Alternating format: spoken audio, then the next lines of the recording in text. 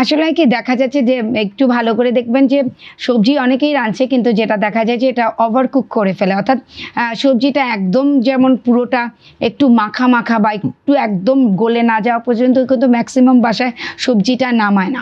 এবং মানে আরেকটা যেটা হয় যে সবজি আলু ছাড়া কেউ রান্না করে না। তো এখন দেখা যাচ্ছে যে ধরেন যে এই সবজিটা যদি ফুল কুক করে ফেলে, একদম ফুল কুক মানে ওভার কুক করে ফেলে, যেটা বললাম যে একটু গলে গলে যায়, তাহলে কিন্তু যে এই ভিটামিনস এবং মিনারেলসটা পাওয়ার কথা সেটা কিন্তু আমরা সবজি থেকে পাই না। তো সেই ক্ষেত্রে সবজি হেলথের জন্য কিন্তু অনেক অনেক উপকারী। যেমন এটা অনেক সবজি আছে যেগুলো অ্যান্টিঅক্সিডেন্ট থাকে, যেগুলোতে হয়তো রোগ প্রতিরোধ ক্ষমতা বাড়ায়, এবং অনেক সবজিগুলো আছে যেগুলোতে ফাইবার অনেক থাকে, সেটা আমাদের হয়তো কোষ্ঠকাঠিন্যতা দূর করতে সাহায্য করে। ওদের স্বপ্ন পূরণে পাশে থাকতে পেরে আমরা গর্বিত। কিন্তু আমরা এই বিষয়টা দেখা যাচ্ছে অনেকেই সবজি খাচ্ছি, কিন্তু সবজি যে কুকিংটা আছে সেটা আমরা ফলো করি না। এখন যদি ধরেন যে সবজিটা যদি একদম অনেকক্ষণ ধরে সিদ্ধ না করে ধরেন কম পানিতে যদি সিদ্ধ করা হয়, সেটা একটা হেলথের জন্য ভালো হবে।